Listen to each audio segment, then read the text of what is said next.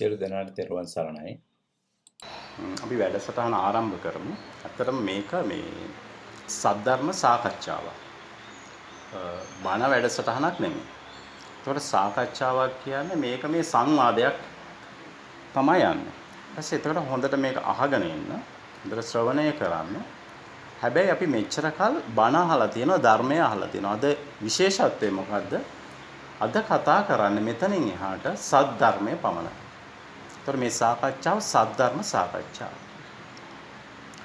එතකොට මේකට හැමෝම සම්බන්ධ වෙන්න.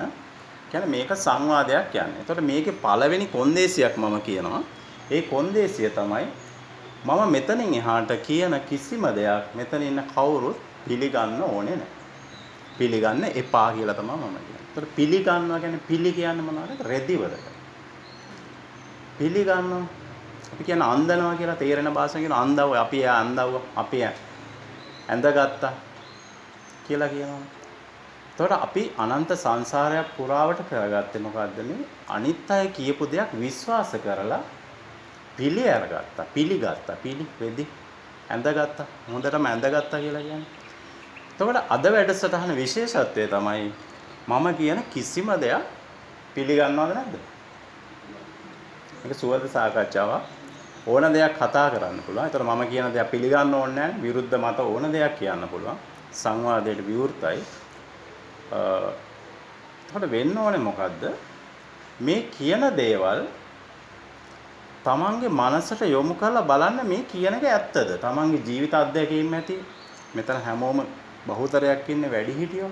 කියන්නේ අපි මේ අත්බැවේ බොහෝ අත්දැකීම් අවබෝධ ගොඩක් දේවල් ලැබලා තියෙනවා. ඒතර නමුත් මේක අපි දන්නවා බෞද්ධයන් මෙතන ඉන්නවා ලෝක සම්මතයේ. එතකොට මේ පළවෙනි අත්බැවේ නොවන බවත් හොඳටම දන්නවා. එහෙනම් අපි අනන්ත සංසාරයක් එකතු කරගත්ත දේවල් රාශියක ගොනුවක් තමයි තියෙන්නේ. එහෙනම් මම මේ කියන දේවල් පිළිගන්න නැතුව අන්න තමන්ගේ තියෙන ජීවිත අවබෝධයට දාලා බලන්න මේ කියන්නේ මොකද්ද? මේක හරිද? තමන්ට තේරෙනවා නම් මේක ඔව් මේක මෙහෙම මටත් වෙලා තියෙනවානේ. මෙතන ඔක්කොම කතා කරන්නේ ජීවිත අත්දැකීම් සහ ඒ ලබාගෙන තියෙන ඒ උදාහරණ වලින් තමයි කතා කරන්නේ. බොහෝ දුරට pāli වචන සංස්කෘත ඒවා පාවිච්චි නොකර ඉන්න උත්සාහ කරනවා. අවශ්‍යම අවස්ථාවලදී පැහැදිලි කරනවා. නමුත් ඒ වගේ තියෙන අර්ථයේ ඒ ආකාරයෙන්ම ඔබට තේරෙන ආකාරයෙන් මේ අවස්ථාවේ අපි සමාජයේ පාවිච්චි කරන වචන භාවිතා කරලා තමයි මම පැහැදිලි කරන්නේ. එතකොට අපි එදිනෙදා කතා කරන වචන මම කියනවා. හැබැයි හිතන්න එපා මේ කියන වචන වලින් මේ සද්ධර්මයක් කතා කරන්නේ. ඒ කියන්නේ අපේ ගෞතම බුදුරජාණන් වහන්සේ සාරාංශක කල්පලක්ෂයක් පෙරම් පුරවුවේ කා වෙනුවෙන්ද? තමන් වෙනුවෙන්. ඒක සුළුපටු කාලයක් නෙමෙයි. උන්වහන්සේට එක බණපදයක් අහලා දීපංකර බෝධි මූලයේදී අරිහත් භාවයට පත් වෙන්න අවස්ථාව තිබිලා උන්වහන්සේ දැක්කා මේ ලෝක සත්‍යය අසීමිත දුකක් විඳිනවා. ඒ දුක නිමා කරන්න මම උදව් කරන්න ඕනේ. මම විතරක් මෙතනින් අරිහත් වෙලා මෙතනින් ඉවත් වුණොත් මේ මිනිස්සුන්ට මේ ලෝක සත්‍යයට මිනිස්සුන් විතරක් නෙමෙයි අපි කතා කරමු කොච්චර තල් තියනවද අපිට උප්පත්ති ලබන්නේ සියලු දේවල්. ඒ ඉන්න සත්වයාගේ විඳින දුක දැකලා අනන්ත සංසාරයක් විඳපු දුක දැකලා අපි වෙනුවෙන් උන්වහන්සේ අඩියක් පස්සට තියලා තීරණයක් ගත්තා නෑ මම අද අරිහත් වෙන්නේ නෑ. එක බණපදේ අල අරිහත් වෙන්න තිබුණු ප්‍රඥාවක් තිබුණු උන්වහන්සේ අඩියක් පස්සට තියලා මම පාරමිතා පුරලා බුද්ධත්වයට පත් වෙලා මේ සියලු ලෝක සියලු සත්වයන්ට මේ ධහම අවබෝධ කර දීලා ඔවුනුත් මේ මුදවලා මමත් මේ මිදෙනවා කියන වීරිය ගත්තා. එදා දීපංකර බුද්ධ මූලයේදී උන්වහන්සේට පාරමිතාව ආරම්භ කරනවා. එතකොට ඒ කා වෙනුවෙන් දේ උන්වහන්සේ එතකොට සාරාංශක කල්පලක්ෂයක් කියන්නේ අති දැවැන්ත බිලියන ට්‍රිලියන ගණනක් උන්වහන්සේ දුක් විඳාගේ සතර අපාගත වුණා. පුදුම තරම් දුකක් විඳා මේ අපි වෙනුවෙන් මෙන්න මේ අද කියන්න යන බණපදය සද්ධර්මයේ කියන්න තමයි උන්වහන්සේ ඒ අසීමිත කැපකිරීම කෙරුවේ ඔබ සිතන්න ඒ තමන් වෙනුවෙන් කියලා. ඒ අවබෝධ වුණොත් ඔබට ඒ මොහොතේදීම ඔබගේ මේ ලය සිසිල් වෙනවා. සීලය කියන්නේ මොකද? සීලය. ලය සිසිල් වෙනවා. ඒකයි සීලය. සමාදන් වෙන සිල්වතක් නොවේ. පිහිටන සීලයක්, පහාන සීලයක් වෙනවා. Tamanට මේක අවබෝධ වුණොත් ඒ මොහොතේදීම Tamanගේ ලය සිසිල් වෙනවා.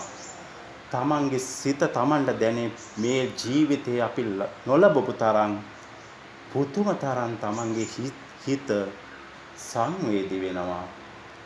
තිබුණු කෙලෙස් මහ පොළවක් තරම් කෙලෙස් කන්දක් ඒ මොහොතකදී ප්‍රහාණය වෙනවා.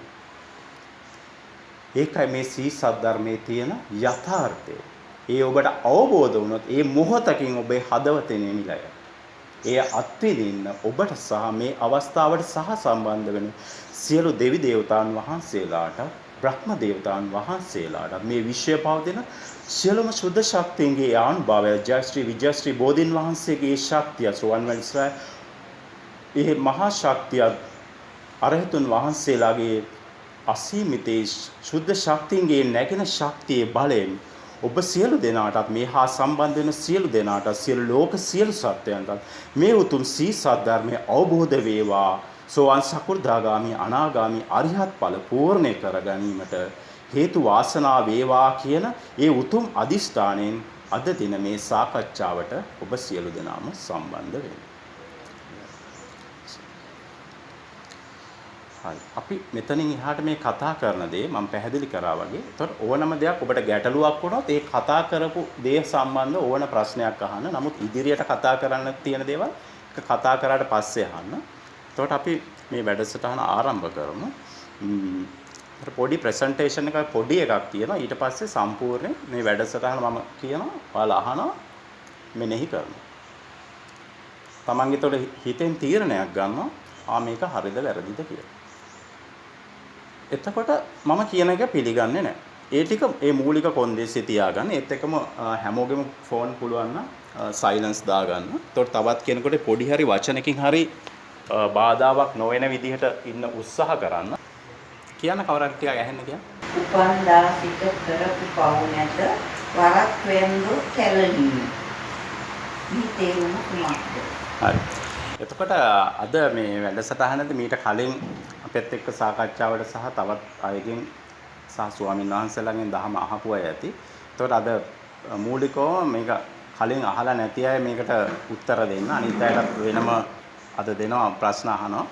ඒක නිසා මුලින්ම කලින් මේ ටික අහලා නැති අය අහන ප්‍රශ්න වලට උත්තර දෙන්න. නැත්නම් මේ අර දන්න අය කිව්වොත් එහෙම පොඩි අසාධාරණයක් වෙන්න පුළුවන්. ඒ නිසා අපි මේක අහලා තියෙනව නේද හැමෝම?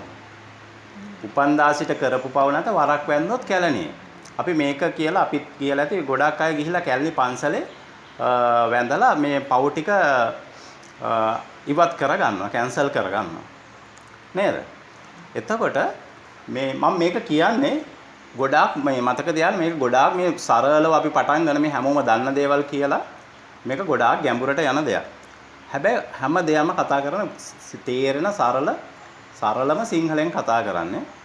එතකොට ඒක නිසා මේකෙදි එක දෙයක් තමයි අපි දැන් එක එක මතිමතාන්තර දරන්න පුළුවන් නම් එතකොට මෙතන ඉන්නවා දහම හොඳට දන්න අයත් ඉන්නවා. නොදන්න අයත් ඉන්නවා. හැබැයි අපි දන්නවා කියලා හිතාගත්තොත් වෙන දෙයක් තමයි අපි ওই දන්න දේ මත හිතේ කාල් ගාලා බලලා තමයි තීරණයක් ගන්න. එතකොට අනන්ත සංසාරේ ඉඳලා අහපු නැති එක දෙයක් තාමත් වැදගත් දෙයක්. ඒ කියන්නේ බුදුහාමුදුරුවෝ කියපු දේ අද අහන්න ලැබේ. අන්න ඔය දේ මිස් වෙනවා. Tamange හිතේ තියෙන මතිමතාන්තරත් එක්ක මේක ගලපලා බලන්න ගියොත්. ඒ නිසා මම විශේෂයෙන් ඉල්ලීමක් කරන්නේ කලින් හොඳට බණ අහලා තියෙන ඉන්න පුළුවන්. ටිකක් අහලා තියෙන ඉන්න පුළුවන්. මේ කියන දේ ඒකත් එක්ක සංසන්දනය කරලා බලලා ඒක කියන්නේ කියලා නම් ගන්න යන්න එපා. එහෙම වුණොත් අන්න ඇඳ ගන්න වෙයි. Tamange හිතටම Taman ඔන්න රැවටේ.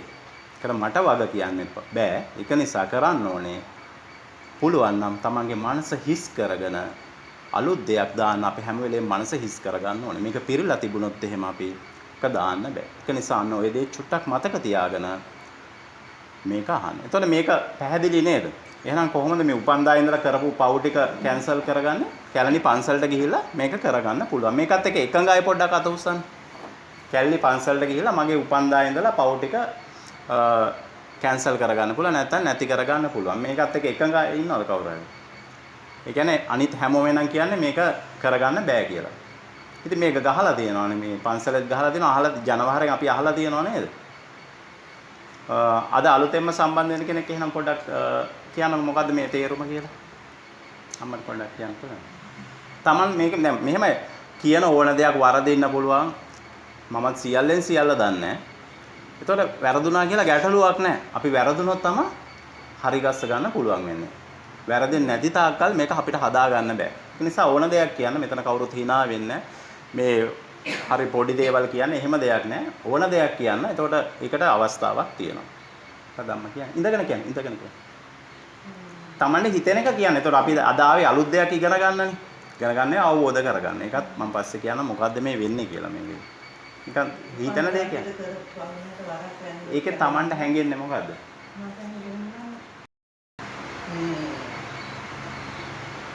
වරක් කියන්නේ එකපාරක්.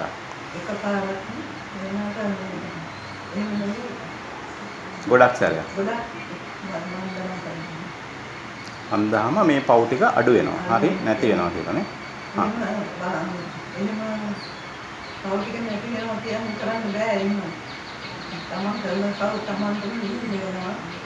ඒක නිසා මොනවත් වෙන්නේ නැහැ. වන්දනට හොඳ වෙනකට වරක් කියන්නේ මගේ විනාශي පිළිවෙල සතියකට දවස් ගානක් කියලා වන්ද. ඒත් එයාගේ කැන්සල් වුණ නැද්ද? නෑ කියන්නේ එහෙම කියලා ඔය වෙලා තියෙනවා නේද හොඳයිනේ. සතිය ගානක් ගියා දැන් සන්තෝෂෙන් ඉන්නවා මේ ප්‍රශ්නයක් නෑ. හරි. තව කාට හරි අදහසක් තියනවද මේකේ? අලුතෙන්ම සම්බන්ධ වෙන අය? අම්මලා කියන්නේ? අපිට කියන්න පුළුවන් කවුද නැති වෙනවා කියලා විශ්වාසයක් තියෙනවා. විශ්වාසයක් තියන්න බෑ විශ්වාසයක්. හරි. තව අදහස් තියනවද? ආගේ තියනවා නම් කියන්න. මම මේ උදාහරණය ගත්තේ ඇත්තටම මේකේ තියෙනවා මේ අපි මේ කතා කරන්න යන එකත් එක්ක මේ වචනවලයි අපි මේ කියන දේවල් වල ලොකු අර්ථයක් තියෙනවා. එතකොට මේ කියලා තියෙන උපන්දා සිට කරපු පව් නැත වරක් වැන්දොත් කැලණි. එතකොට මෙතන හැමෝම කිව්වා මේක වැරදි කියලා. මම විතරක් අත උස්සනවා මේක හරි කියලා. එක්කෙනෙක් ඉන්නවා. මේ කතාව හරි. මගේ පැත්තට කවුරුත් අත උස්සන්නේ නැහැ. මම තනිය නෑ. හරි. වාක්‍ය හරි. ඔව් මේ මම අහන්නේ දැන් මේ තියෙන වාක්‍ය දැන් එන ආපහු බලමු පොඩ. උපන්දා සිට කරපු පව් නැත වරක් වැන්දොත් කැලණි. පොඩක් මේක හරි කියන අය මම කියනවට නෙමෙයි. ඔව් මේ කියන එක හරි කියන අය චුට්ටක් අත උස්සන්න පොඩ බලන්න. එපා අම්මා කියන්න එපා. දැන් අම්මට අද මේ වැඩි උත්තර දෙන්න මේ මම වෙලාව දුන්නොත් විතරයි උත්තර දෙන්න ඕනේ. පොඩක් උස්සන්න හරි කියන මේ වාක්‍ය හරි කියන වාක්‍ය කියන්නේ ඒක ගැබ් වෙන අදහස හරි වෙන්න ඕනේ. මම ඒකයි අදහස හරිද කියලා අහන්නේ. එතන උපන්දාසේ කරපවනත් මේ හරි එහෙනම් කීප දෙනෙක් ඉන්නවා. හරි.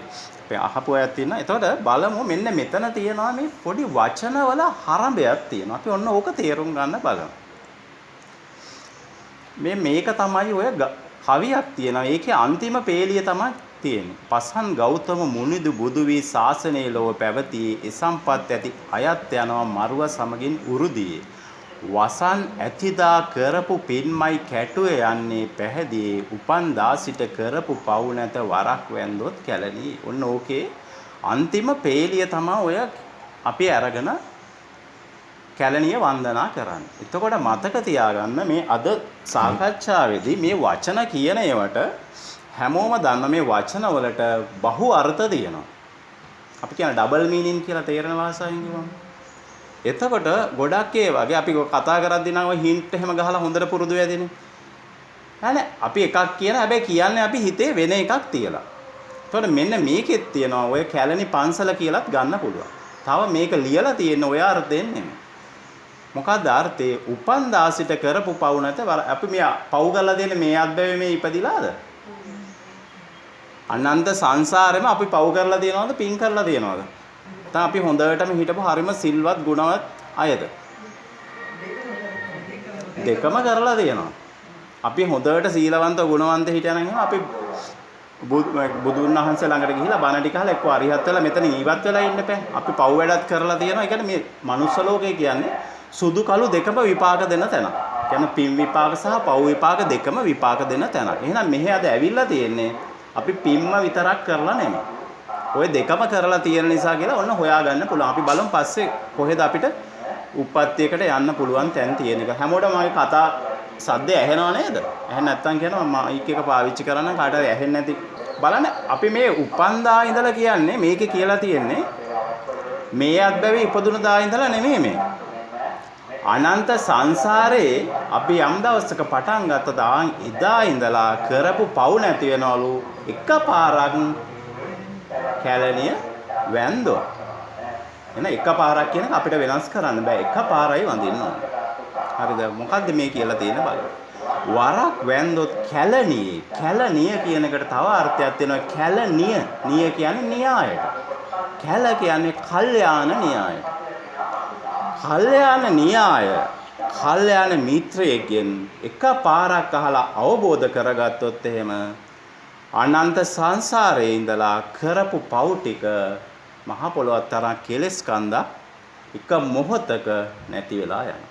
ආන්ගේ බුදු බණ පදය අහන එකට තමයි මෙතන කියන්නේ කැලණිය කියන එක තමයි කල්යාණ න්‍යාය සත්‍යධර්මයේ දන්න කල්යාණ මිත්‍රයෙක්ගෙන් අහගත්තොත් එහෙම අන්න අනන්ත සංසාරේ ඉඳලා කරපු පව් ටික නැති වෙනවා කියලා තමයි කියන්නේ. එහෙනම් ඒකේ එක වචනයක්වත් වැරදි නෑ. එහෙනම් වෙන අර්ථකින් තමයි කියලා තියෙන්නේ. මේ තියෙන කැලණි පන්සල කල්යාණ න්‍යාය. මේ අර්ථ දෙකම තියෙනවා. එතකොට නිවැරදි බුදුදහම දන්නා කල්යාණ මිත්‍රයෙක්ගෙන් කල්යාණ න්‍යාය අහලා අවබෝධ කරගත්තොත් ඒ පුද්ගලයා සෝවාන් වෙනවා. ඊට සතර අපාගත වෙන විපාක අවෝසි වෙනවා. මේ මම නෙමෙයි කියලා තියෙන්නේ කවුද? තථාගත බුදුරජාණන් වහන්සේ. පස්සේ අපි බලමු උන්වහන්සේ කිව්වත් මේක ඇත්තද නැත්තද කියලා බලන ක්‍රමය මම කියලා දෙනවා. එතකොට මෙතන හැම දෙයක්ම මම මෙතන කියන දේවල් ප්‍රායෝගිකව Taman කරන්නේ කොහොමද මේක අත්විඳින්න කොහොමද කියන දේත් කියලා දෙනවා. කියන්නේ තියරි එක කියලා දෙනවා ප්‍රැක්ටිකල් එක. අපි පන්ති කාමරේදී ප්‍රායෝගිකව කරන හැටි ඉගෙන ගන්න කලින් සෛද්ධාන්තික මේක කොහොමද කරන්නේ කියලා ඉගෙනගෙන ගිහිල්ලා අපි විද්‍යාව පරීක්ෂණ එහෙම මතකද ලැබ් එකට ගිහිල්ලා කරනවා. මේ බුදුදහමත් ආන් ඒ වගේ දෙයක්. මේ කියන දේ ප්‍රායෝගිකව කරන්නේ කොහොමද කියලා උන්වහන්සේ කියලා දෙනවා. එතන මගේ ක්‍රමයක් නෙමෙයි මම උන්වහන්සේ කියපු ක්‍රමයක් මමත් කල්යාණ මිත්‍රගෙන් අහලා ඒක ප්‍රායෝගිකව භාවිතා කරලා තමයි කියලා දෙන්නේ. එහෙනම් පැහැදිලිද මේ කියලා තියෙන කතාව? එතන මම මේක කිව්වේ ඇයි කියලා දන්නවද? අපි පොඩි කාලේ ඉඳලා මෙතන මං හිතන්නේ හැමෝම ඇත්තේ බෞද්ධයෝ යම් කිසි දෙයක් ජීවිතේට එකතු වෙලත් ඇති. අපි බෞද්ධ රටක් විදියට ගත්තොත් එහෙම ලෝකේ අඩියම තියෙන රට බවට පත් වුණා මතක ඇති තව මීට අවුරුදු කීපයකට කලින්. අපි කියන්නේ අම්මෝ උපතින් බෞද්ධයෝ තමයි මෙතන වැඩි ප්‍රමාණයක් ඉන්නේ. හිතලා බලන්න ඒ වගේ තියෙන තැනක ඔහොම දෙයක් වෙන්න පුළුවන්ද? අපි දන්න ගෞතම බුදුරජාණන් වහන්සේ තමයි මේ විශ්වයේ ඉන්න ශ්‍රේෂ්ඨතම උත්තමයාගේ ධර්මයේ දරන රටක් තියෙනවා නම් ඕක අන්තයටම පරිහානියටපත් වෙන්න පුළුවන්ද? මම කිව්වට ගන්න එපා. පුළුවන්ද කියලා හිතනවාද එහෙම? වෙන්නේ නැහැ. එහෙනම් උනේ මොකද්ද? ධර්මයේ කියලා අපි පොඩි කාලේ ඉඳලා එක එක තැන් වලින් අහලා තියෙනවා. ඔය අහලා තියෙන්නේ අන්න අර කැලණි පන්සල වඳිනවා වගේ වැඩක් තමයි. ඒක තියෙන මතු පිට අර්ථය ගත්තා සැඟවිලා තියෙන ලෝකෝත්තර ලෝකෙන් ඊතර වෙන අර්ථය යට ගැහිලා තිබුණේ. පැහැදිලිද? ඒක නිසා තමයි කොච්චර බණ ඇහුවත් කොච්චර සිල් ගත්තත් තමන්ගේ ජීවිතයේ තිබුණු කෙලෙස් අල්ප මාත්‍රයක්වත් මිදිලා නැත්තේ. මේ මං කිව්වට ගන්න එපා. මිදිලා එහෙම තියනවා නෑ නෑ මගේ හොඳටම මිදුණා. කියන්න ගැටලුවක් නෑ මම මොනවත් කියන්නෙත් නෑ. මටත් කියලා දෙන්න එහෙම ක්‍රමයක් තියෙනවා. මං ඒවට පහර ගහන්න නෙමෙයි මේ කියන්නේ. සිල් ගන්න එක හොඳ දෙයක්. බණ අහන එක හොඳ දෙයක්. මම මේ කියන්නේ එතනින් එහාට ගිහිල්ලා බුදුන් වහන්සේ කෙනෙක් ලෝකේ පහළ වෙන පළමු ප්‍රථම රාජකාරිය මොකද්ද? ලෝක සත්වයාට මේ ධහම අවබෝධ කරලා මෙන්න මේ මහ පොළොවත් තරම් තියෙන කෙලෙස් කන්ද මුදවලා දුකෙන් මුදවන්නේ. හැබැයි උන්වහන්සේගේ ප්‍රඥාව අනුව දන්නවා සමහර අයට ඕක කිව්වට තේරෙන්නේ නැහැ. ඒ අයට මොකද්ද කිව්වේ? මල් පහන් ටිකක් පූජා කරන්න. දාන ටිකක් දෙන්න. සත්තු මරන්න එපා. අරක්කු ටිකක් බොන්න එපා. මොකද උන්වහන්සේ දන්නවා මෙයාගේ ප්‍රඥාවට මේ දහමක් කිව්වට අවබෝධ වෙන්නේ නැහැ කියලා. තවත් කෙනෙකුට කිව්වා හොඳට පෞල් ජීවිතයක් ගත කරන් ඉන්න. මිනිහ බන්න කෙනාට කිව්වා මරන්න නැතුව ඉන්න. හැබැයි උන්වහන්සේ දන්නවා මෙන්න මෙයාට අවබෝධ කරන්න පුළුවන් කියලා. ආන් එයාට බණ ටික කියලා නිවන් දැක්කා. එහෙනම් උන්වහන්සේ එකක් නෙමෙයි කියලා තියෙන්නේ මේ හැම බණ පදයක්ම ලෝකේ යහපත්ව ඉන්න විදිහත් කියලා තියෙනවා. නිවනේ සාන්තිය දැකලා ඒ සුවය විඳින හැටි කියලා තියෙනවා. අපි එහෙනම් අල්ලගත්ත නෑ නෑ බුදුහාමුදුරුවෝ කියලා තියෙන්නේ මෙන්න මේ පන්සිල් පද පහ රැකගෙන ඉන්න. එහෙම ගත්තොත් එහෙමත් කියලා තියෙනවා. මම ඒක නෑ කියලා නෙමෙයි කියන්නේ. අපි දැන් ওই කියන පන්සිල් පද පහ නෙමෙයි උන්වහන්සේ කියලා තියෙන්නේ. පැහැදිලිද එතකොට? එතකොට Taman දැනගන්න ඕනේ Taman කොතනද මේක අහලා බලන්න. තේරුම් නැත්නම් එහෙම තව සැරයක් අහන්න. ඒත් තව උත්සාහ කරන්න අහන්න. මගෙන් විතරක් අහන්න කියලා එහෙම දෙයක්වත් නෑ. මගේ ගෝලයක් වෙන්න ඕන දෙයක්වත් නෑ. එහෙම නෑ බුද්ධ ශාසනය එහෙම වෙන්නේ නෑ. මොකද බුද්ධ ශාසනයේ උඩම ඉන්නේ කවුද? කවුද උඩම ඉන්නේ? ඈ? බුදුරජාණන් වහන්සේ උන්වහන්සේගේ ගුරුවරයා තනතුරේ තිබේ සීසත් ධර්ම. කවුරුත් උඩින්ම ඉන්නේ සීසත් ධර්මයේ. බුදුන් වහන්සේලා උඩින් ඉන්නේ සීසත් ධර්මයේ. මේක අහලා ඇති හැමෝම. එහෙනම් එතන තමයි තැන තියෙන්නේ. බුද්ධ ශාසනය කියන්නේ පුද්ගල සරණක් නෙමෙයි. මේ ධර්ම අවබෝධ කරලා නිවෙන තැන. පැහැදිලි නේද? right.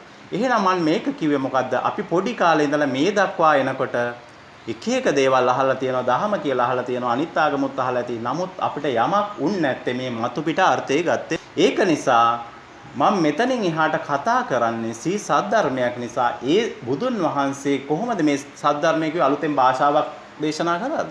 භාෂා විශාරදෙ උන්වහන්සේ නෑ. උන්වහන්සේ කරේ මොකද්ද? ඒ වෙලාවේ යන සමාජයේ තියෙන භාෂාවක් වචන ඒ වෙලාවේ තියෙන ජනපද නිරුක්ති භාවිතා කරලා උන්වහන්සේ අවබෝධ කරගත්තේ සද්ධර්මයේ මිනිසුන්ට කිව්වා. කියද්දි දැන් අලුතෙන් භාෂාවක් කිව්වෙත් නැහැ. එහෙනම් කොහොමද මේක කියන්නේ? අන්න උන්වහන්සේ ඒ එක එක වචන වලට නිවන් දකින අර්ථයෙන් අර්ථකථනයක් දුන්නා. ඩෙෆිනිෂන් එකක් කියලා කියන්නේ. මේ වචනෙට මේක ගන්න ඕනේ. මේ වචනෙට මේක ගන්න කියලා උන්වහන්සේ වෙනම අර්ථ දැක්වීමක් දුන්නා. මොකද වෙනම භාෂාවකින් කියවන මිනිසුන්ට තේරෙයිද නැද්ද? තේරෙන්නේ නැහැ. තියෙන භාෂාව පාවිච්චි කළා ඒකට වෙනම අදහසක් දුන්නා. දැන් මේක තියෙන්නේ. මේක මේ පස්සේ ආපු කවියක තියෙන කොටසක්. ඒතකොට මේකෙත් අර්ථ දෙකක් තියෙනවා. ඒතකොට කෙනෙකුට එක අර්ථයක් ගත්තොත් මේ ලෞකික ජීවිතේට හොඳයි පිනක් දහමක් කරලා කැලණි පන්සල වන්දින එක වැරද්දක් නෙමෙයි. හොඳයි පිනක් සිද්ධ වෙනවා. පිනක් සිද්ධ වෙන්නේ නැහැ කියලා නෑ පිනක් සිද්ධ වෙනවා. හැබැයි පව් ටික නැති වෙන්නේ නැහැ. පැහැදිලි නේද? එහෙනම් මම මෙතනින් එහාට කියනවා මේ දහම අහලා නැති සී සද්ධර්මය අහලා නැති බණ ඕන තරම් අහලා ඇති. හැබැයි ලෝකෝත්තර අර්ථය කියනවා. අන්න ඒයින් ඔබ අවබෝධ කරගත්තොත් විතරමයි නිවන දකින්න පුළුවන් වෙන්නේ. අපි නිවන් දකින්නවා කියලා අහලා තියෙනව නේද? කොහෙද වැඩිපුරම තියෙන්නේ? නිවන් සැප ලැබේවා. කොහෙද දැකලා තියෙන්නේ වැඩිපුරම? මලකෙවල් වලයි මරණ දැන්වීම වලයි. ඔව්. එතකොට අපි පුරුදු වෙලා තියෙන්නේ මොකද? නිවන් සැප ලැබේවා කියලා ගහනවා මැරිච්ච පුද්ගලයාට. හොඳයි එතන හරි ගහලා තියෙන්නේ. ඒ මනුස්සයාට දැන් මැරිලා පුළුවන් ද මේ නිවන් සැපක් ලබන්න? ප්‍රාර්ථනා නම් හොඳයි උතුම්නේ. හැබැයි නිවන් සැප ලැබෙනවා කියන්නේ මේ ජීවත්ව ඉන්නකොට සීසත් ධර්මය අවබෝධ කරගත්තාම ලැබෙන දෙයක්. නිවන් සැපක් ඒක සැපයක්. ඒකට තමයි කියන්නේ සෝතාපන්න ඵලය, සෝවාන් ඵලය. තවත් වචන සම්මා දිට්ඨියටපත් වෙනවා. නිවන් දකින්නවා කියලා කියන්නේ ඕකට. ඕක තමයි නිවැරදි අර්ථය. දැන් කවුරුහරි උඹ නිවන් දකිත්වා කියලා කිව්වොත් එහෙම ඔය මැරෙන්න කිව්වා මැරියන් කිව්වා කියලා තමයි හිතන්නේ. එහෙම නේද හිතන්නේ? උඹ මැරියන් නිවන් දකිත්වා කියලාම සමහරව තරහ මිනිස්සුන්ට ඔය YouTube වල Facebook වල නිවන් සැප ලැබේවා කියලා යටින් දාන. මේ මනුස්සයාට යකා නගිනවා. ඇයි මේ මැරියන් කියලා කිව්වා කියලා අන්න දැන් අර්ථය ගිහිලා තියෙන්නේ මේ මැරියන් කියනවාට. ඇයි මැරෙනකොටනේ ගහන්නේ පැහැදිලි. ඒක තමයි මේ ලෝකේ කරන්න පුළුවන් උපරිම ප්‍රාර්ථනා හොඳ මේක. නමුත් ලෝකයේ අය හිතන්නේ උඹ මැරියන් කියලා කියනවා. පැහැදිලිද? මේවා කාලයක් එක්ක එනකොට ඒකේ තිබුණු ගැඹුරු අර්ථය යට ගිහිල්ලා මොකද්ද මතුනේ? ඒක අර මතු පිටින් පේන වෙනත් අර්ථයක් එළියට ආවා. පැහැදිලි නේද? එහෙනම් අපිට ධහම අවබෝධ කරගන්න ඕන නම් උන්වහන්සේ කියපු ලෝකෝත්තර අර්ථය. මේකට කියනවා නිරුක්ති. උක්තයෙන් නිර්ණය වෙන දේ. නිරුක්ති ඥානයක් අවශ්‍ය වෙන. ඒතකොට මේ නිරුක්ති ඥානය ලැබෙන්නේ මේක අහලා අවබෝධ වුණාම. උන්වහන්සේ ඒතකොට මේක කොහොමද කියලා තියෙනවා මේවට අර්ථයක්. හරිද? ඒතකොට එන්නේ ඒ අර්ථය මම කියනවා. අන්නේ ඒ අර්ථය ගත්තොත් තමයි මේ ධහම තේරෙන්නේ. මම අපි වෙනදා දන්න අර්ථයෙන් ගත්තොත් එහෙම ධහම නෙමෙයි තේරෙන්නේ. අපි කලින් හිටපු කෙනාම වෙලා යන්න පුළුවන්. ඒතකොට අද මගේ බලාපොරොත්තුව මොකද්ද මේ දොරෙන් එළියට අද යනකොට සියලු දෙනාටම මේ සද්ධර්මය අවබෝධ වෙලා ඔබගේ ලය සිසිල් වේවා කියන ප්‍රාර්ථනාවෙන් තමයි කරන්නේ. එහෙනම් මම මේ කියනවා වගේම ඔබේ ගන්න ඕනේ කියන විදිහටම තමයි. එහෙම ගත්තේ නැත්නම් වෙන්නේ මොකද්ද? අපි මෙච්චර කල් කරෙත් ඔන්න ඔය මතු පිටින් දෙන අර්ථය තමයි ගත්තේ. පැහැදිලි නේද? ඒතකොට නිවන කියන්නේ නිවනේ අර්ථ දැක්වීම අපි පස්සේ කතා කරමු. මේක තමයි. ඒතකොට නිවන් දකින්නවා කියන්නේ මොකද්ද? සෝවාන් වෙනවා. සම්මා දිට්ඨියටපත් වෙනවා. ඒක බලමු සම්මා දිට්ඨිය කියන්නේ මොකද්ද කියලා එහෙම බලමු. සම්මා දිට්ඨිය කියපු ගමන් අපිට මතක් වෙන්නේ මොකද්ද? යහපත් දැක්ම. හරි යහපත් දැක්ම. අපි O level වලට කියලා A හරි D හරිත් ගත්තා නෝම. ඒතකොට යහපත් දැක්ම කියලා එකකුත් තියෙනවා. හැබැයි බුදුන් වහන්සේ කියපු සම්මා දිට්ඨියේ යහපත් දැක්මට කියන එකක් නෙමෙයි. ඒක තමයි ලෞකික අර්ථය යහපත් දැක්ම. සම්මා වාචා කිව්වොත් යහපත් වචන. පැහැදිලි නේද? ආර්ය අෂ්ටාංග මාර්ගයේ වචන පද තියෙනවා නාන්න ඒ වගේ අපි ගත්තේ මොකද්ද? ඔන්න ඔය ටික යහපත් වචන කතා කරනවා. හොඳ දැක්ම නේද? ඒක තමයි ලෞකික අර්ථය. ඒතකොට අද කියන්නේ මොකද්ද? මේ වගේ තියෙන ලෝකෝත්තර අර්ථය පැහැදිලි කරද්දී ඔබට දහම වැටෙහි. දහම වැටුණාම මේ තාක් තිබුණ සමහර වචන වල ඔබට තේරෙන්න පටන් ගයි මේකේ මේ අර්ථය තියෙන්නේ මේකට. ඒතකොට මතක තියාගන්න හැම වචනයකම තියෙනවා අර්ථ බහු අර්ථ තියෙනවා. නමුත් ඒකේ නිරුක්ති තියෙනවා. සතර අපාගත නිරුක්තියක් තියෙනවා. ලෞකික නිරුක්තියක් තියෙනවා. ලෝකෝත්තර නිරුක්තියක් තියෙනවා. එතකොට මේ සිංහල භාෂාව කියන්නේ ඔබට මේ දහම අහලා තේරුණොත් තේරෙයි මේ සිංහල භාෂාව තරම් තවත් කිසිදු භාෂාවක් නැහැ මේ තරම් වචනවල අර්ථයක් සහ ගැඹුරක් තියෙන නෑ කියලා මම කියනවට නෙමෙයි ගන්න මේ බණපද ටික අහලා තේරුණොත් ඔබට තේරෙයි මේ භාෂාව කොච්චර වටින දෙයක්ද කියලා. පැහැදිලි නේද? ඒකට මේකට අවශ්‍ය පසුබිම තමයි මම පැහැදිලි කරගෙන ආවේ. තව බණ කියන්න පටන් ගත්තේ නෑ මේ ඒ අර්ථයේ තියෙන ටික පස්සේ අවශ්‍ය කෙනෙක් ඉන්නවා අපි මේ ප්‍රසන්ටේෂන් දෙනවා මේක ලියා ගන්න අවශ්‍ය වෙන්නේ හොඳට අහගන්න මේ මම පොඩි තප්පර ගානකින් අපගේ ජීවිත කතාව පෙන්නන්නම් මොකද මේ සමහර අයට අමතක වෙලා තියෙන්නත් පුළුවන් ඒක නිසා මේ පොඩි වෙලාවකින් පෙන්නන්නම් සුවහස් යතුන් මේ කතරේ සොයා යන මං නොදැන මේ අඳුරේ ගෙවා සුවහස් යතුන් මේ කතරේ සොයා යන මං නොදැන මේ අඳුරේ යුගෙන් යුගයේ පතායමි හිමියනේ ඔබේ මුතු සීල සොයා පිළිසර තප්පර ගානක් එක තිබුණා හිතලා විනාඩියකටත් අඩු කාලයක් මීට වඩා වෙනස් ජීවිතයක් තියෙන අය ඉන්නවද කවුරු හරි? ඕක නේද අපේ ජීවිත කතාව සම්පූර්ණ ජීවිත කතාව ඕක නේද? අන්න ওই ජීවිත කතාව අද තමයි වෙනස් කරන දවස. ඕක වෙනස් කරගන්න පුළුවන් වෙනස් වෙනවා. ඔය චක්‍රය වෙනස් වෙනවා මේක තේරුණොත් තියෙනවා. ඕක පැහැදිලි නේද? මොකද්ද ඔය ටික නේද අපි හැමදාම කරන්නේ ඉපදුන දා ඉඳලා. ඔන්න ඔය චක්‍රයක ඔන්න ඔය චක්‍රයක් කියන්නේ රවුම. ඔය රවුමේ නේද අපි මේ අත්බැවේ විතරක් නෙමෙයි ඔය අනන්ත සංසාරෙම කරපු වැඩේ මං කිව්වේ. මේ අත්බැවේ නෙමෙයි. හැබැයි ඕකේ ඉන්න අර උඩින් තියෙන බොඩි එක විතරයි වෙනස් වෙන්නේ. ශරීර කූඩුව වෙනස් වෙනවා. ඔය කතන්දරේ තමයි අපි මෙච්චර තාක්කල් කරේ. ඒක වෙනස් වෙන තැන අංශක 180ක් අනිත් පැත්තට ගහන වචන ටික තමයි අද අපි කතා කරන්නේ. ඒතර ඔක මතක් කරේ. ඇයි අපි මේ වැඩ පිළිවෙල කරන් ඉන්නේ කියලා අහුවොත් එහෙම කවුරු හරි මොකද්ද දෙන උත්තරේ? ඇයි මේ වැඩපිළිවෙල කරගෙන යන්නේ? මේක මාර මේ හොඳ විනෝදජනක වැඩක් නිසා නේද? ඇයි මේක කරගෙන යන්නේ? අපි බලමු පස්සේ කතා කරලා මේ වැඩපිළිවෙල ඇයි අපි මේ දිගට යන්නේ? දැන් ඔගේ එක සැරේ අපි ওই වැඩපිළිවෙලේ යෙදিলা ඉන්නේ. එක සැරයක් විතරක් කියනා ඉන්නවද කවුරුහරි? මම එක මේ අත්බැවි විතරයි ওই වැඩපිළිවෙල කරේ. පස්සේ කියලා දෙන්නම් අනන්ත සංසාරෙම ඕක තමයි කරේ කියලා මම කියනවට පිළිගන්න එපා. ඔබගේ සියලු දේට දත්ත ටික මේ විශ්වයේ සුරකිව තියෙනවා. එකක්වත් අඩු නැහැ. ඔබ ගිය අත්බැවි කොහෙද? ඊට එකක් එහා කොහෙද? දෙකක් තුනක්. ඔබගේ ආජිසියා මැරලා නම් දැන් එයාලා ඉන්නේ කොහෙද? ඒ ටික ඔක්කොම සුරකිව තියෙනවා. අපි ඒවා පොඩ්ඩක්වත් මකුළු දැල් බැඳිලත් තියෙන. ඇයි අපි බල හිටියේ YouTube Facebook ඕවනේ. අර ටිකේ මකුළු දැල් බැඳිලා අපේ විස්තරතුරු ටිකේ. ඇයි ඒවා අපි බලන්නේ මොනවද? අනිත් අයගේවනේ අපි බලන්නේ. තරහකට නෙමෙයි මේ කියන්නේ. ලෝකේ තියෙන ඔක්කොම ටික බැලුවා. බලවුවේ නැත්නම් මොනවද? තමන්ගේ තොරතුරු ටික දන්නේ නැහැ. මම ගොඩක් අයගෙන් අහන දැන් ඔබතුමා ඔබතුමිය. දැන් කොහේ ඉඳලාද ආවේ කියලා දන්නවද? නෑ මම නම් දන්නේ නැහැ. යන්නේ කොහෙටද? දන්නේ නැහැ. මේ දරුවා කොහෙන්ද ආවේ? කියලාද එක ගත්තේ? ෆෝන් මැසේජ් එකක් ගහලා. නෑ මෙයා කවුද කියලා දන්නේ නැහැ. නෝනා මහත්තයා දන්නේ නැහැනේ කොහෙද කියලා ආවේ. එහෙනම් තියාගෙන ඉන්න එකට. දන්නේ නැති කෙනෙක්. හැබැයි අපි ඇහුවත් ඇමරිකාවේ ජනාධිපති අයියා දන්නවා. එංගලන්තේ මේ රැජිනගේ නම අයියා දන්නවා. ඉස්සලම හඳට ගියේ කවුද? අයියා දන්නවා. බැල්ලිත් දන්නවනේ. බැල්ලි ඉස්සලම ලයිකා බැල්ලි ගියා විශ්වයට. දන්නේ නැත්තේ මොකද්ද අපි? එක දෙයක් දන්නේ. මොකද්ද? වැදගත්ම දේ අපි දන්නේ මොකද්ද වැදගත්ම දේ? තමන් ගැන මම මෙතනින් දහම අද අහන අයගෙන් ඇහුවොත් එහෙම දහම අහලා තියෙන අය දන්න ඇති ගොඩක් දුරට කවුරුත් තමන් ගැන මම ඕනනම් අහන්නම් කැට තියලා කියන්නම් එක තොරතුරක් කියන්න බෑ තමන් ගැන. පුළුවන් කවුරු හරි ඉන්නවනම් අත උස්සන්න. මම අහන්නම් මොනවද දන්නේ කියලා තමන් ගැන. ඔක්කොම දන්නේ අනිත් අය තමන්ට දුන්නු දේවල්.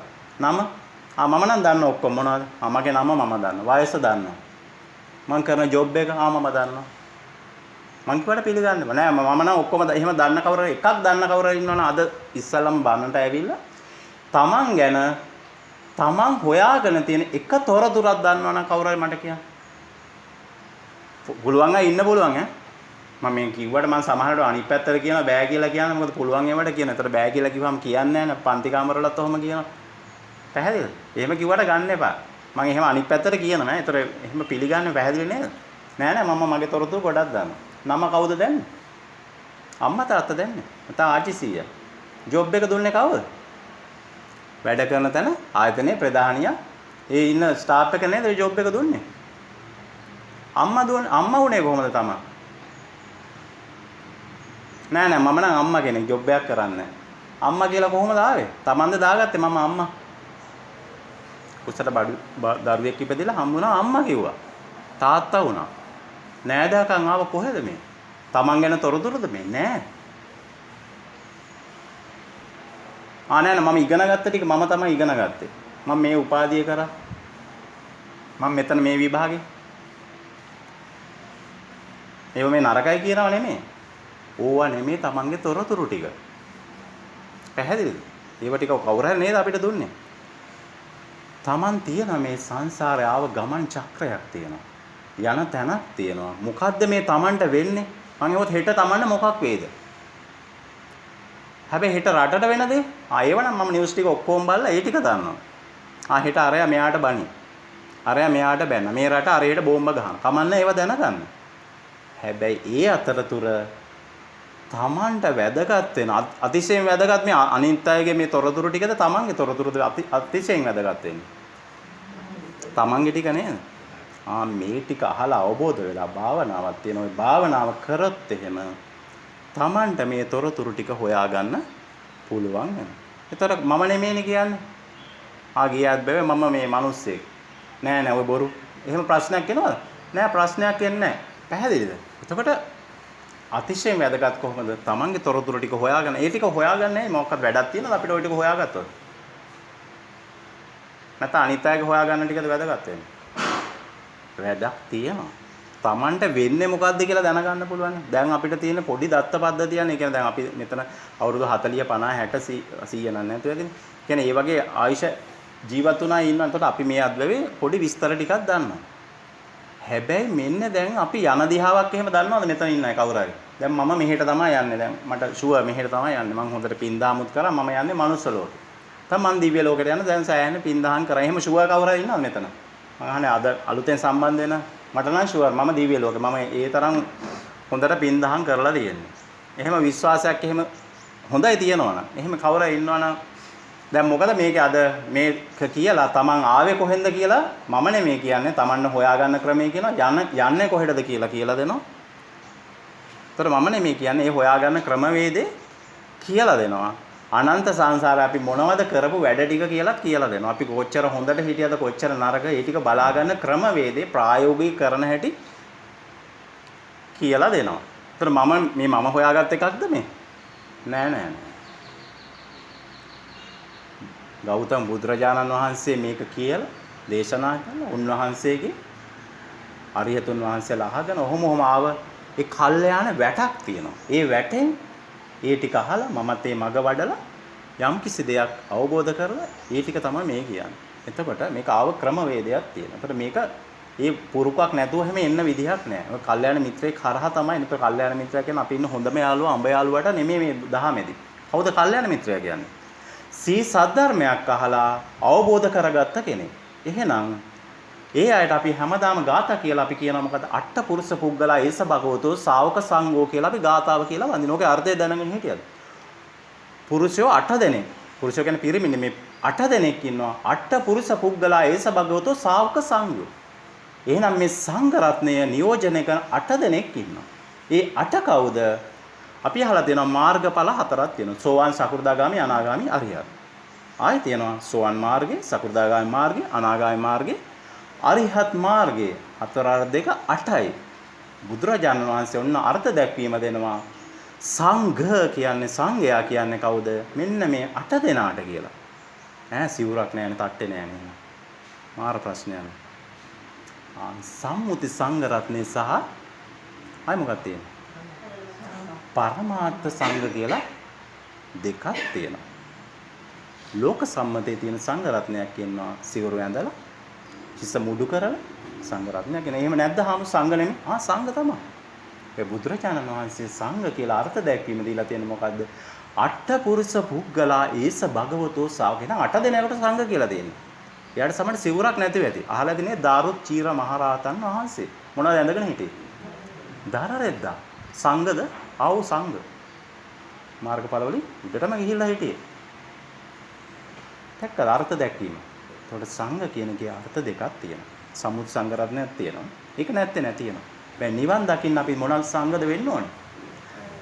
පරමාර්ථ සංඝ වෙන්න. ඒකට තියෙනවා ලෞකික සහ මේ පරමාර්ථය කියලා සම්මතේ සහ ආයි මොකක්ද තියෙනවා? අසම්මතේ කියලා දෙයක් තියෙනවා. ඒතකොට බලමු මොකද්ද මේ සම්මතේ මොකද්ද අසම්මතේ මොකද්ද ලෝකයේ දරන දේ මොකද්ද නොදරන දේ මොකද්ද? එහෙනම් සංඝ කියන එකට ඔන්න මම අර්ථ දැක්වීමක් දුන්නා. ඔය අර්ථේ. හැබැයි ඊට පස්සේ ඔන්න මම දැන් මේ මග වඩාගෙන යද්දි නෑ සංඝ කිව්වහම වෙන අර්ථයක් ඔයාලා ගත්තොත් මොකද වෙන්නේ? මෙච්චර කල් කරපු අදහසම තමයි ඔයාලට එන්නේ. එහෙනම් මෙතනින් එහාට මම මේ කියන අදහස් පොඩ්ඩක් මතක තියාගන්න. මේ අර්ථයෙන් තමයි ඉතිරිටි බණ ටික අහන්න ඕනේ. ඒතර මට හැම වෙලේම ඕන මේක තමයි අර්ථය කියලා මොකක් හරි කිව්වොත් ඒක මතක් කරන්න බෑ. පැහැදිලි නේද? ඒතර මම එතනින් එහාට සංඝ කියලා කිව්වොත් අපි දැන් මේ සාකච්ඡාව ලෝකෝත්තර පැත්තට යන එක අන්න ඒ අර්ථයෙන් ගන්න ඕනේ. දැන් අපි සංඝ කිව්වකම් පන්සලේ හාමුදුරුවෝ මතක් කරගත්තොත් එහෙම මේ වැඩේ වෙන්නේ නැහැ. පැහැදිලි නේද? හරි මොකක් හරි ගැටලුවක් තියෙනවා අහන්න මේ දක්වා කියපු ටික පැහැදිලිද? මේ යන ක්‍රමවේදය මම පොඩ්ඩක් පැහැදිලි කරන්න තව මේ බණ කියන්න පටන් ගත්තේ නැහැ. මොකද මේ ටික හැදුවේ නැත්තම් මේක කියලා වැඩක් නැහැ.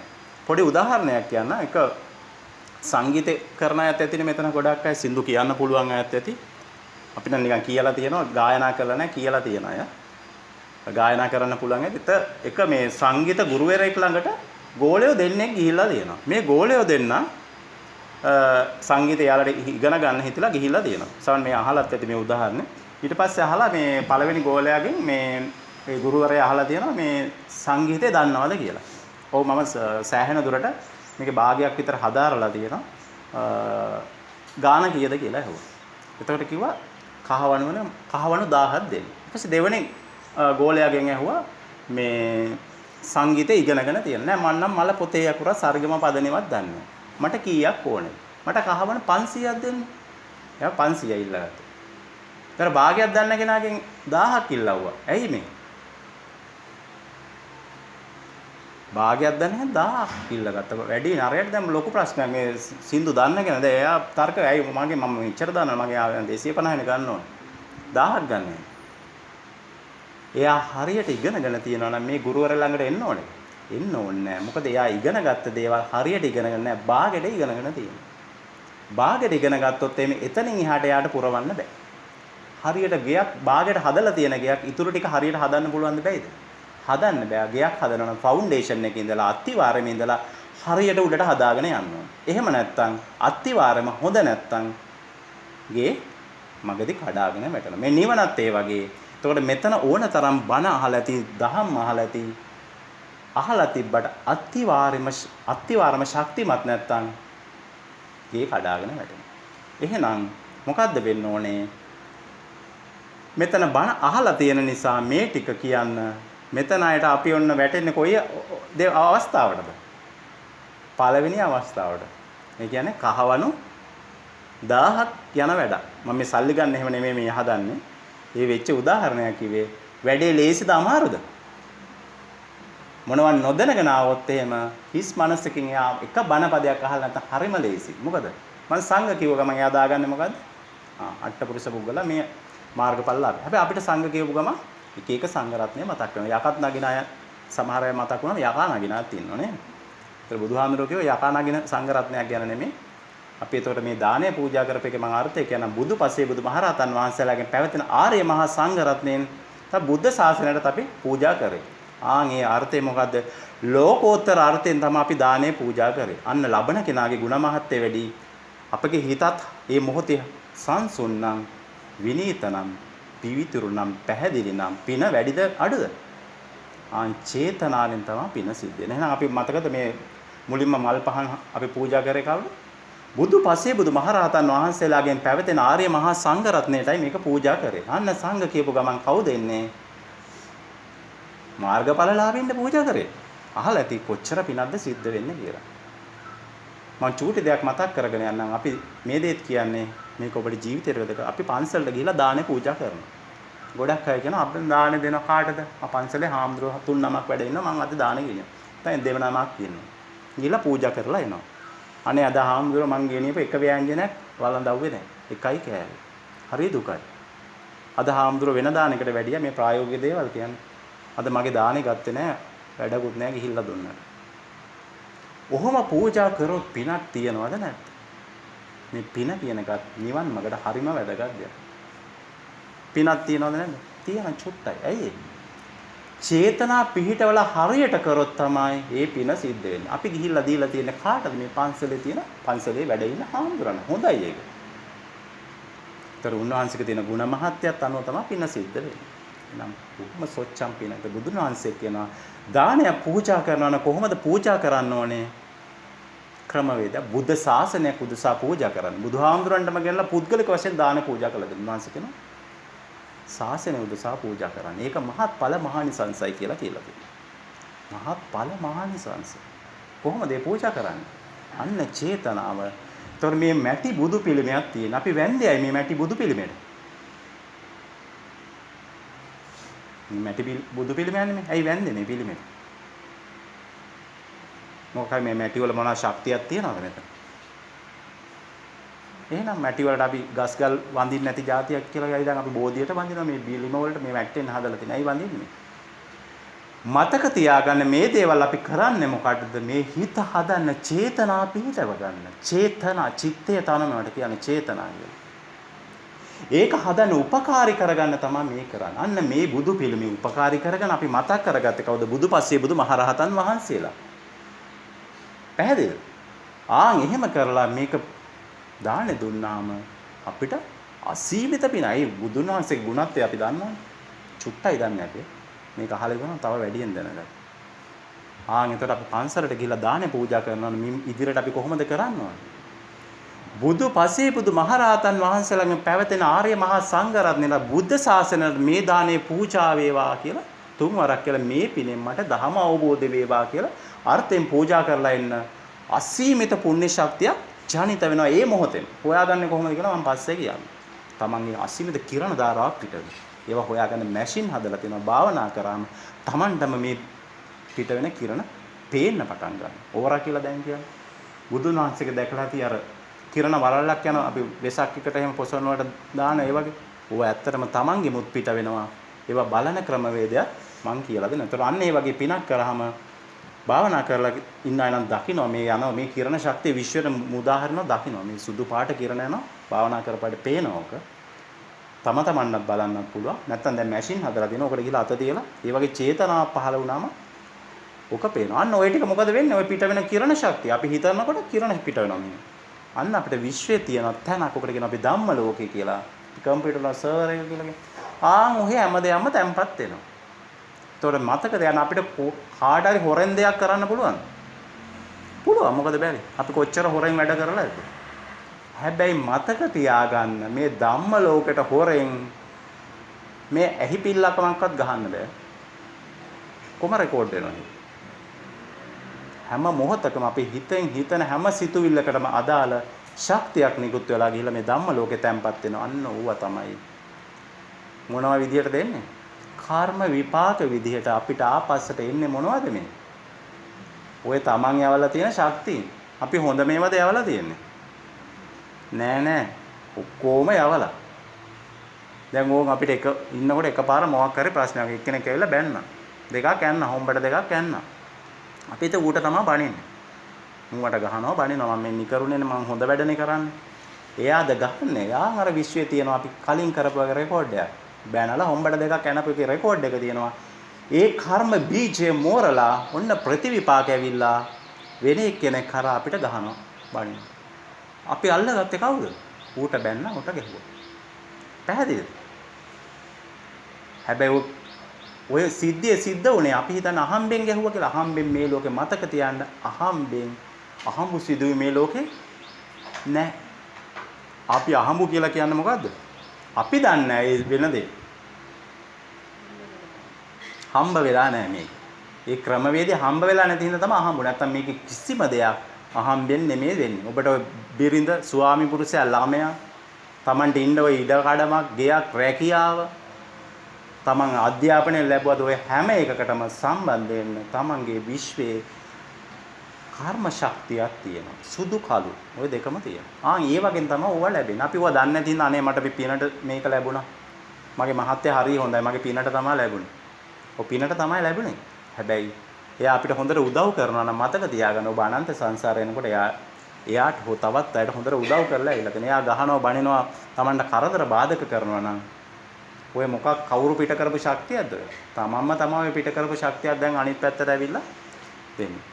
මේ වෙන ක්‍රමවේදේ පොඩි පැහැදිලි කිරීමක් තමයි සිදු කරේ. පැහැදිලිද මේ වෙන දේ? එතකොට මතක තියාගන්න අද ලේසි වැඩක් නෙමෙයි මේ කරන්න යන්නේ. ඒතර මම මේක සරලව මෙහෙම කිව්වට මේකේ වැදගත් දෙයක් තියෙනවා. අතිශයින් වැදගත්.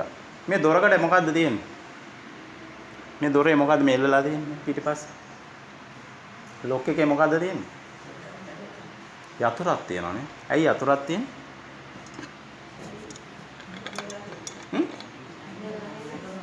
දොර අරින්න වහයි දොරක් අරින්න වහන්නේ. ආරක්ෂා කරන්න දෙයක් තියෙනවා. යතුර තියාගන්නේ කවුද? අපි මේක ඔක්කොටම යතුරු ඩුප්ලිකේට් කරලා ගගහ දීලා තියෙනවද හැමෝටම? නෑ. කාටද තියෙන්නේ? ගෘහ මූලිකයට නැත්තම් ගෙදර ඉන්න අයට විතරයි නේ ඔය යතුර පාවිච්චි කරන්න බලන්නේ. යතුරු අපි සුරක්ෂිතව තියනවා නේද? ආයි මොනවද ඔය වගේ දේවල් යතුරු පාවිච්චි කරන්නේ?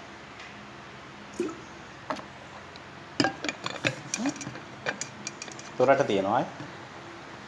හැමෝගෙම අතේ ෆෝන් එක තියනවා නේද? ඕකෙත් යතුරක් තියනවා නේ. අපි ඔය පාස්වර්ඩ් එකක් හරි මොකක් හරි පැටර්න් එකක් ඇඳලා තියෙන්නේ. යතුරක් තියෙනවා. ආයි මොනවද තියෙන්නේ යතුරු? වාහනේ තියෙනවා අය. අල්මාරි වලට තියෙනවා. තව යතුරු මොනවද දන්නේ?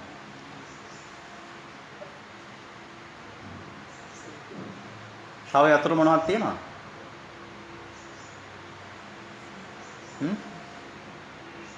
මතක තියාගන්න මෙතන ඉන්න බහුතරයකට වැදගත්ම යතුර ළඟ නැහැ සාක්කුවේ නැහැ. ඒ යතුර දීලා යන්න මම අදාළ. මොකක්ද ඒ යතුර? තමන්ගේ ජීවිතයේ යතුර අනිත් හැමදේම යතුරු අපි එක්ක කොට්ටයට හරි අල්මාරියේ හරි කොහේ හරි හංගලාවට තමන්ගේ ජීවිතයේ යතුර ළඟ නැහැ. නෑ මගේ ළඟ තියෙනවා. කවුරු හරි ඉන්නවනම් කියන්න මගේ ළඟ යතුර තියෙනවා. යතුර කියන්නේ කන්ට්‍රෝල් එක තියෙනවා. තියෙනවද? නෑ. තමන්ගේ යතුර නෑ අනිත් හැම යතුරම තියෙනවා. ඒ යතුර දීලා යන්න ආවේ. පාස්වර්ඩ් එක කියලා කියන්නේ. ඉතින් පාස්වර්ඩ් ගහලානේ ගන්න කම්පියුටරේට මේ හැමදේම පාස්වර්ඩ් එකක් ගහනවනේ දැන්. ඒ කියන්නේ යතුරම තමයි මුරපදේ කියලානේ කියන්නේ සිංහලේ. ජීවිතේ යතුර නැති නිසා තමයි තමන්ගේ ජීවිතේ නූල කැඩිච්ච මොකක් වගේද? සරොංගලයක් වගේ. හුලඟක් මෙහෙට ආව එහෙට යනවා. මෙහෙට හුලඟක් ආව එහෙට යනවා. කුණාටුවක් ආවොත් කඩාගෙන යනවා. වැස්සොත් එමෙනවා. තමන්ගේ ජීවිතේ යතුර මුරපදේ නැහැ. කොහොමද හොයා නෑ මගේ නම් තියෙනවා. එහෙම ඉන්න පුළුවන් මගේ තියෙනවා මට තියෙනවා. බලමු අපි පස්සේ තියෙනවා කියන එහෙම කවුරුහරි ඉන්නවා මගේ මුරපදේ මට නම් යතුරක් තියෙනවා. තියනයි චුට්ටක් අත උස්සන්න. මට මගේ ජීවිතේ යතුර තියෙනවා. බුදුන් වහන්සේ කියලා තියෙනවා. මම මේ එදිනදා තේරෙන මෙහෙම කියනද පාලි වලින් කියනද මේ බණ ටික. කොහොමද හොඳ කැමති කොහොමද? පාලි අභිධර්මයෙන් කෙලිම මේ වචනම් පාවිච්චි කරලා කියනද මෙහෙම කියන එකට හොඳ කොහොමද හොඳ? මෙහෙම තේරෙන්නේ. හැබැයි මතක තියාගන්න මේ එදිනදා පාස්වර්ඩ් ඒවා මේ වචන කතා කරන ඒවා කිව්වට අර තියෙන ත්‍රිපිටකයේ තියෙන පොත් කීයක් තියෙනවද? පොත් 57ක් තියෙනවා. ඔය පොත් වල තියෙන එකේ දැනට අපිට තේරෙන ජනපද නිරුක්ති වලින් තමයි මේ වචන ටික කතා කරන්නේ. එතකොට ඒකේ තියෙන අර්ථය තමයි කතා. නැත්නම් ඔය පාලි ටික කියලා මට එහෙම කියලා යන්න පුළුවන්. කියලා ගියාට ආව විදියටම තමයි යන්න වෙන්නේ. එක්ක ඔය ටික කටපාඩම් කරන් ගාතාවක් විදියට කියලා යන්න වෙන්නේ. එතකොට මේ කියන අර්ථ සරලයි තමයි මේක. හැබැයි අර ගැඹුරු අර්ථය එන විදියට තමයි මේ ටික පාවිච්චි කරන්නේ. මෙහෙම කියද්දි තේරෙනවද හොඳට? පැහැදිලි නේද? හරි එහෙනම් මම මේ ආවේ මොකටද? අද පාස්වර්ඩ් එකක් දීලා යනවා. බුදුන් වහන්සේ සාරා සංඛ්‍ය කල්පලක්ෂයක් මුළුල්ලේ පෙරම් පුරලා අසීමිත දුක් විඳලා අපිත් අනන්ත සංසාරෙම සැපද වැඩිපුර විඳලා තියෙන දුක්ද? දුක් විඳලා තියෙන්නේ. පස්සේ මං පෙන්නලා දෙන්නම් මේක හොයාගන්නේ කොහොමද කියලා. විඳපු දුක් ටික ඔක්කොම රෙකෝඩින් තියෙනවා. අපි YouTube ගිහිල්ලා වීඩියෝ බලනවා වගේ එකින් එකට බලා ගන්න පුළුවන්. නෑ මම නම් සැප තමයි. සතර අපාය කියන්නේ කොහෙද? මහා ගෙදර. මහා ගෙදර කියලා අපි අහලා තිබ්බට ඔප්පු කරලාද පෙන්නන්නම්. මහා ගෙදර තමයි. මහා ගෙදර නේද හැමෝම වැඩිපුරම ඉන්නේ. තමන්ගේ මහා ගෙදරනේ වැඩිපුර ඉන්නේ. කොහේ හරි ගිහිල්ලා යන්නේ කොහෙටද? මහා ගෙදරට. ඇයි එහෙට යන්නේ අපි අය? අපේ ඔක්කොම අම්මා තාත්තා ඥාති ටික ඉන්නේ මහා ගෙදර. දැන් අපි ඉන්නේ කොහෙද? මනුස්ස ලෝකේ ඉන්නේ. මහා ගෙදර කට්ටිය බලාගෙන ඉන්නවා අපි එනකම්. මහා ගෙදර ඉන්නවා අපේ ඥාති ටික ඔක්කොම සෙට් එක මෙහි ඉන්නේ වැඩි හරියක්. මහා ගෙදර කියන්නේ මොකක්ද? සතර අපාය. එතකොට අපි බලමු අපිට යන්න පුළුවන් තැන් මම මේවා ටික ඔක්කොම මේ පොඩ්ඩක් මතක් කරගන්න. අපි මේ වගේ දැනට දාගත්ත එක එක දෘෂ්ටි තියෙනවා. එක එක දේවල් මතාන්තර ඒ ටික පොඩ්ඩක් සුද්ධ කරලා තමයි බණ ටික කියන්න ඕනේ. නැත්තම් මට අද මං ආවේ පාස්වර්ඩ් එක දීලා යන්න. තථාගත බුදුරජාණන් වහන්සේ හැම බුදුරජාණන් වහන්සේ කෙනෙක්ම ඇවිල්ලා කියන එක බුද්ධ වචනයක් තියෙනවා. අන්න ඒ බුද්ධ වචනේ තමයි මේ පාස්වර්ඩ් එක කීවර්ඩ් එක. අන්න ඒක කියලා. ඒක එකපාර කිව්වට තේරෙන්නේ නැහැ. මොකද අපි තියෙන ඔළුව පොඩ්ඩක් නිදහස් කරගන්න ඕන නිසා තමයි මම මේ ටික කියන්නේ. එතකොට අපි බලමු අපිට යන්න පුළුවන් තැන් තියෙනවා කොහේ කීයද? 31 තලයක්. එතකොට අපිට මෙන්න මේක යන්න පුළුවන් තැන් 31 තලයක් තියෙනවා. මේවා අහලත් ඇති. එතකොට මේව මොනවවත් අද කියන දේවල් කොහොම කටපාඩමේ මතක තියෙන්න ඕනද? එකක්වත් මතක තියෙන්න ඕන. එක වචනයක් මතක තියෙන්න. හැබැයි ඒකේ කියන අර්ථය Tamanට තේරුනොත් එහෙම ඒ හොඳටම ප්‍රමාණික නිසා ලියා ගන්න ඒවා මොනවත් ඕනේ නැහැ. මේවා ඕනනම් මේ ප්‍රසන්ටේෂන් දෙන්න. හරි. අපිට යන්න පුළුවන් තැන් 31ක් තියෙනවා. පස්සේ මේවා අපිට යන්න පුළුවන් ද ඔයයි ඉඳලා තියෙනවද කියලා හොයාගන්න ක්‍රමවේදය කියන නිසා අපි බලමු. අහලත් ඇති මම මේක නිකන් දැනගන්න කියන්නේ මොකද දැන් අපි ආවේ කොහෙන්ද යන්නේ කොහෙද පොඩි අවදහසක් තියෙන්න බෑ. දැන් මේ දේ අපිට තේරුනොත් අපි දැන් යන්නේ කොහෙටද? ඒක ගැන කියන්න ඕන නිසා තමයි මේක කියන්නේ. එතකොට සතර අපාය කියලා තියෙනවා යටින්ම. ඔයගේ වචන පද නම් අහලත් ඇති. මගේ වචන පද ලොකුවට කියන්නේ නරකේ තිරසන් ප්‍රේත අසුර කියලා හතර අපාය තියෙනවා. ඔක තමයි මහා ගෙදර කියන්නේ. ඊට පස්සේ තියෙනවා කාම සුගතිය කියලා. ඒ මනුස්ස ලෝකේ තියෙනවා. ආයෙ තියෙනවා දිව්‍ය ලෝකයක් තියෙනවා 1 2 3 4 5 6ක් තියෙනවා. ඒතර මනුස්ස ලෝකයයි දිව්‍ය ලෝකයයි ඔය ටික තියෙනවා. අපිට උඩින් තියෙනවා. ඊට පස්සේ තියෙනවා බ්‍රහ්ම ලෝක තියෙනවා 20ක් තියෙනවා. හරිද? සතර අපාය, මනුස්ස ලෝක, දිව්‍ය ලෝක 6, බ්‍රහ්ම ලෝක 20යි. ඔක්කොම තල තියෙනවා 31ක්. අන්න මේ තල 31 අපි රවුම් ගහන එක තමයි වැඩේ. ඇයි අපි ඔයගේ රවුම් ගහන්න යන්නේ? දැන් අපි මේ ලෝකේ ඉන්නකොටත් අපි ට්‍රිප් යනවා, ඇවිදින්න යනවා. මේ රවුම් ගහන්නේ. පොඩි වැඩක් කරන්න මොකටද? මෙන්න මේ තල පිහිටලා තියෙන ආකාරය තමයි මෙතන. මේ ඒවට තියෙන දුර ප්‍රමාණ තියෙනවා. හරි. ඒ තියෙන ආකාරය මේව ඉච්චර ලොකුවට දැනගන්න අවශ්‍ය වෙන්නේ. එතකොට අපි මේ තල වලින් සතර අපාය තමයි වැඩිපුරම ඉන්නේ. මේ මනුස්ස ලෝකේ කියන්නේ අපි මේ ගති හදන තැන. ගති හදන තැනක් කියන්නේ මේ එක එක තැන් වලට යන්න හේතු හදන තැන. අපි දැන් කොහෙටද යන්නේ? අදිව්‍ය ලෝකෙට. ආන දිව්‍ය ලෝකෙට යන්න හේතු සතර අපායට. බ්‍රහ්ම ලෝකෙට. ඔය ලෝක 31කින් තල 30කම අපි ඉපදිලා තියෙන. එක තලයක විතරයි ඉපදිලා නැත්තේ. අපි කොහෙද ඉපදිලා නැති තලේ? සුද්ධාවාසේ අපි ඉපදිලා නැහැ. එහෙ යන්නේ මාර්ගඵලලාභින් විතරක් නිසා. අනිත් තල 30ෙම ඕන තරම් ඉඳලා තියෙනවා. රයිට්? තවත් මම එක චූටි දෙයක් මතක් කරලා මේ ෆොටෝ එක දැකලා ඇති නේද? මේ රූපේ චිත්‍රේ. මේක මොකද්ද මේ කියන්නේ? හැමෝම දන්නවනේ මේ. චුට්ටක් කියන්නේ මේ රූපෙන් කියන දේ අදහස මොකක්ද කියලා? ඔව් කිහිපයක් තේරෙන්නේ ආයෙන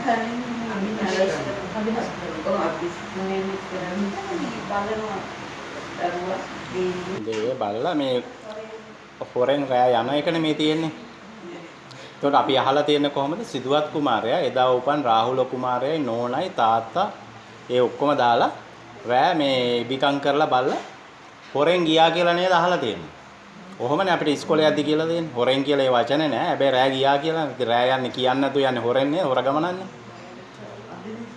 අබිනිෂ්ක්‍රමණය කරා කියලානේ තියෙන්නේ. ඉස්කෝලේ යද්දි අපි ඕවා ලියලා නේද විභාගෙට A එකක් D එකක් ගත්තානම් පාස් උනේ. ජොබ් වලටත් ගියේ ඒ සහතික පෙන්නලානේ. ඒතර ඕවා හරිද කියලා අපි චුට්ටක් බලමු. ආර්ය පරිශන සූත්‍රයේ පිටුව 401 වෙනි පිටුවේ තියෙනවා මේ සූත්‍රය. මම මේකේ පළවෙනි කොටස කියන මහණෙනි ඒ මම පසු කාලයේ ලදුරු ඌෙමි. ඊතා කලු කෙස් ඇත්තෙමි. පළමුවන වයස වූ සොඳුරු යොවුන් යුක්ත ඌෙමි. නොකැමැති වූ කඳුළු පිරුණු මුහුණු ඇති මව්පියන් හනද්දී කෙස් රැවුල් බා කහවත් හැඳ ගිහිගේ නික්ම පැවිද්දට පැමිණෙමි. ඒ මම මෙසේ පැවිදි වූයේ කුසලයේ කුමද්ද සොයන සුළුෙමි. නිරුත්තර වූ උතුම් වූ ශාන්තිපදයේ සොයමින් ආලාරකාරකම පැමිණෙමි. පැමිණ ආලාරකාරා මේ කීමි. ඇවැත්තිනි කාලම මේ ශාසනයේ බඹසර කරන්නට කැමැත්තෙමි. ඔය කොටසෙම පාලි කොටස තමයි මේ ඊළඟට තියෙන්නේ. එතකොට මේවා මම කියන එකක්වත් විශ්වාස කරන්න එපා. ත්‍රිපිටකයේ ඔය පොත් අරගෙන පිටු අංක වල බලන්න. 401 වෙනි පිටුවේ ආර්ය පරිශන සූත්‍රේ ඔන්න ඔහොම කියලා තියෙනවා. බුදුහාඳුරෝම කියලා තියෙනවා කරපු වැඩේ. කොහොමද කියලා දෙන්නේ? දෙමව්පියන්ට කියලා ඒගොල්ලෝ අඬලා. කෙස් රැවුල් කොහෙදද බාලා තියෙන්නේ? මගදද යනකොටද? ගඟ ළඟනේ මේ බාලා තියෙන්නේ. ගෙදෙද්දිම ඒ ටික ඔක්කොම කරගෙන තමයි ගිහිල්ලා තියෙන්නේ. මම මේ ටික කියන්නේ මේ අපිට ඉස්කෝලේ යද්දී උගන්වන්නේ මොනවද? අර වගේ දේවල් පචවට්ටෝරුවක් තමයි බහුතරයක් පචවට්ටෝරුවක් ඉගෙනලා තියෙන්නේ. දහම කියලා උගන්වලා තියෙන සාහිත්‍ය කොටසක්. සාහිත්‍ය රසස්වාදයට හොඳයි. අහලා රස විඳින්න. ඒකට හොඳයි. නමුත් දහමක් අවබෝධ වුනේ නැත්තේ ඇයි මේ? අපිට හරි දේ ඇහිලා නැති නිසා කියලා පැහැදිලි නේද? එහෙනම් මම මේක පෙන්වුවේ මොකද්ද? අපිට අනිත් දහමත් හරියට අවබෝධ වුනේ නැත්තේ හරි දේ කන වැකිලා නැති නිසා. හැමදාම මේ උදේ ඉඳලා හවස් වෙනකම් පැය 24 මෙච්චර බණ අහලා අපේ හිත නිවුන් නැත්තේ, මෙච්චර සිල් රැකලා හිත නිවුන් නැත්තේ ඇයි මේ? හරි දේ අහලා නැහැ. ඉතින් හරි දෙයක් අහුවුනේ නැත්නම් අවබෝධ කරගන්න විදිහක් නැහැ. පැහැදිලි නේද? දැන් මේක තේරෙනවා. එහෙනම් අපි මෙච්චර තාක්කල් අහලා තිබුණානේ මේක ඔළුවට ගියේ නැත්තේ පොඩි ගැටලුවක්, පොඩි නෙමෙයි ලොකු ගැටලුවක් තිබ්බා කියලා. ආන්ගේ ගැටලුව දැන් අපි අඳුරගත්තා. එහෙනම් අනේ නෑ මම දරන් හිටපු ටික හරි කියලා ගන්න අවශ්‍ය නෑ කියලා මම ඔන්න සාක්ෂිත් එක්ක පෙන්නුවා. මේ කියන එකක් මේ පිළිගන්න අවශ්‍ය නෑ. මේ සාක්ෂි ත්‍රිපිටකේ තියෙන පිටු අංකත් පෙන්නුවා. මම කියන්නේ බොරු නම් ගිහිල්ලා ওই පිටු අංක තියෙනවා. ඒවා ගිහිල්ලා පෙරලලා බලන්න. ඒකට ඒ වගේ තියෙයි ඇත්තම ඒක. එහෙනම් අපිට දහම කියලා අවබෝධ කරගන්නත් බැරි වුණේ දහම නෙමේ අදහමක් තමයි අපිට ඇහිලා තියෙන්නේ. හැබැයි හොයන අයට මේක හම්බ වුණා. ළඟටම එනකන් හිටියොත් නම් හම්බ වෙන. හොයන්නත් නෑ හම්බ වෙනවා කියලා තියෙන්නේ නේද? එහෙනම් දැන් මෙතනින් එහාට වෙච්ච දේ අපිට දැන් පැහැදිලි නේද? එහෙනම් ඊළඟට වෙච්ච දේ පැහැදිලි නම් අපි වෙන්න ඕන දේ ඊළඟ කොටසේදී අපි හම්බ වෙලා මේ කොටස කතා කරමු. ඒකෙදි හොඳට අවදියෙන් අහගෙන ඉන්න. අන්න පාස්වර්ඩ් එක ලැබෙයි ඊළඟ සාකච්ඡාවේදී. පැහැදිලි නේද? ඒක ගන්න. ඒක ගත්තාම තේරෙයි මොකද්ද Tamanne වෙන්නේ කියලා. හරි. තෙරුවන් සරණයි.